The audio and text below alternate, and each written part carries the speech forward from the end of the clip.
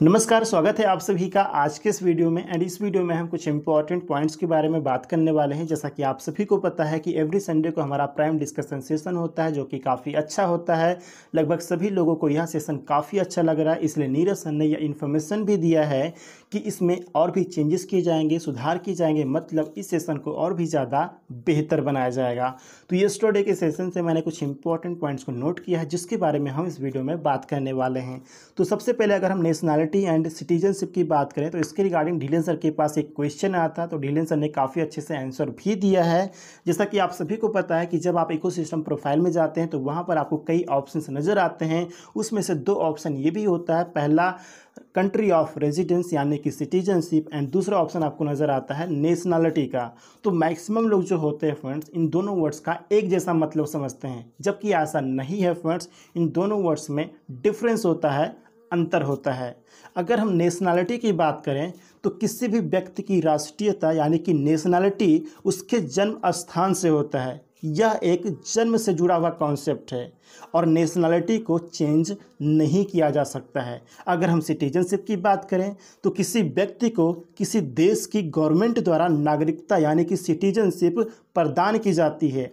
यह एक कानूनी कॉन्सेप्ट है और सिटीजनशिप को चेंज किया जा सकता है। तो फ्रेंड्स, आप दुनिया के किसी भी कोने में रहें, इससे कोई फ़र्क नहीं पड़ता है, लेकिन जब नेशनैलिटी की बात आती है तो नेशनैलिटी में आप वही मेंशन करेंगे जहां पर आपका जन्म हुआ है, क्योंकि ये जन्म से जुड़ा हुआ कॉन्सेप्ट है, राइट।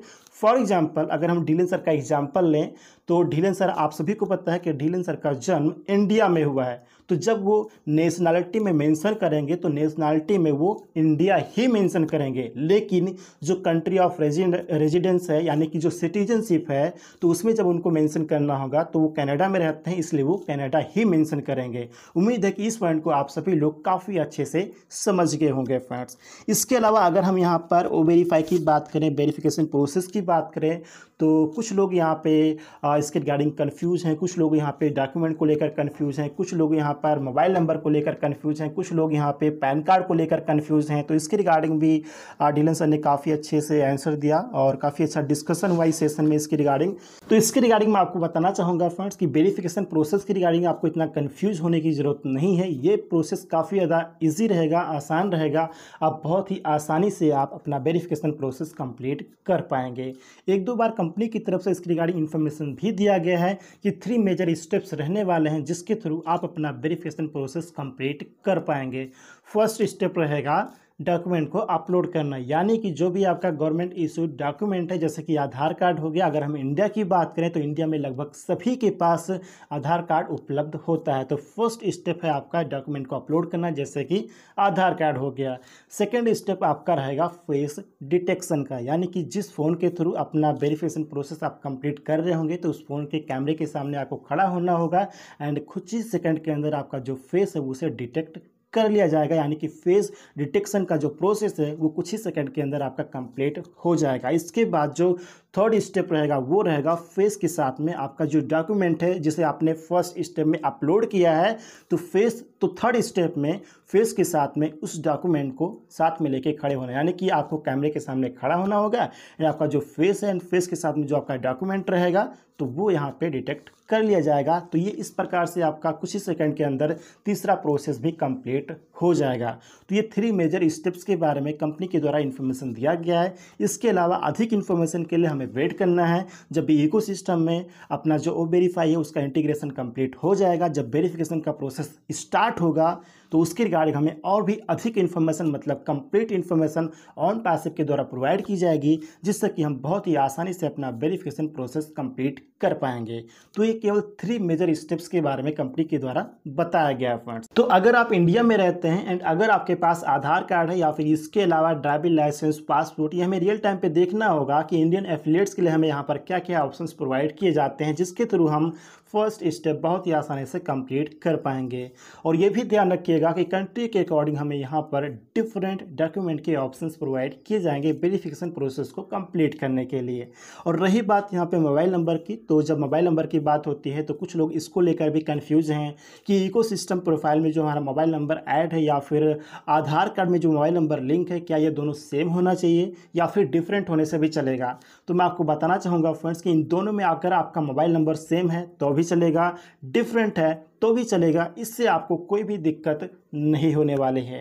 एंड जब यहाँ पर बात आती है आधार कार्ड में मोबाइल नंबर लिंक होने की, तो मैं आपको बताना चाहूँगा फ्रेंड्स कि मोबाइल नंबर की आपको ज़रूरत तब पड़ती है जब आप कहीं पर आधार बेस्ड केवाईसी करते हैं, क्योंकि जब आप कहीं पर आधार बेस्ड केवाईसी करते हैं तब आपको वहां पर ओटीपी वेरिफिकेशन की ज़रूरत पड़ती है जो आपके रजिस्टर्ड मोबाइल नंबर पे जाता है। मतलब जो आपके आधार कार्ड के साथ मोबाइल नंबर लिंक होता है उस रजिस्टर्ड मोबाइल पर आपको ओटीपी जाता है। जब आप ओटीपी को आप सबमिट करते हैं तब आपका वेरिफिकेशन का जो प्रोसेस है आधार बेस्ड जो आपका केवाईसी होता है वो कंप्लीट होता है। और रही बात ऑन पैसिव की, तो ऑन पैसिव में वेरिफिकेशन प्रोसेस को कंप्लीट करने की जो इन्फॉर्मेशन दी गई है वो यहाँ पर डिजिटल केवाईसी के रिगार्डिंग दी गई है। यहाँ पर आधार बेस्ड केवाईसी के रिगार्डिंग इन्फॉर्मेशन नहीं दी गई है, ऑन पैसिव में डिजिटल केवाईसी के रिगार्डिंग इन्फॉर्मेशन दी गई है फ्रेंड्स।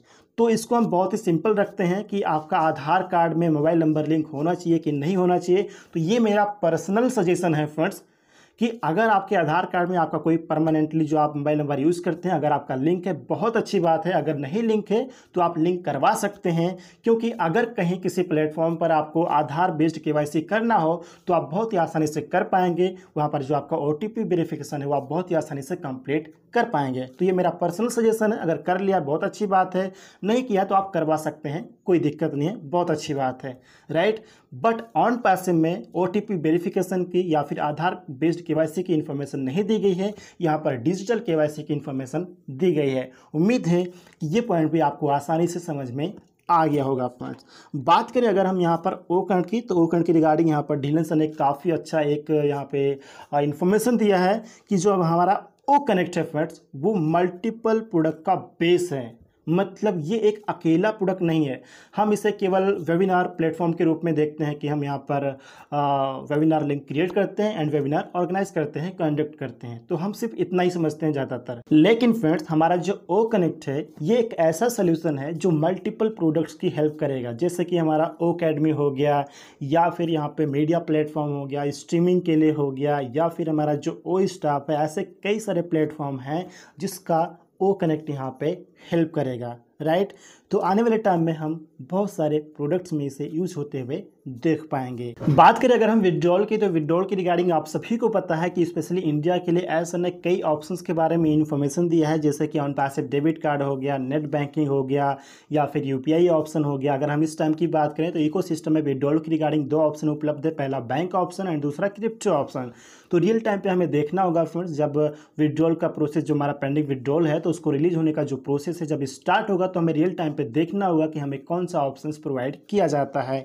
यूपीआई के बारे में आप सभी जानते हैं कि इंडिया में अधिकतर लोग, लगभग सभी लोग यूपीआई को ज़्यादा यूज़ करते हैं क्योंकि काफ़ी ज़्यादा आसान होता है लेन देन करना फ्रेंड्स। नेट बैंकिंग को भी लगभग सभी लोग यूज़ करते हैं and on passive debit card तो बहुत ही ज़्यादा अच्छा रहेगा, आप सभी को अच्छे से पता है।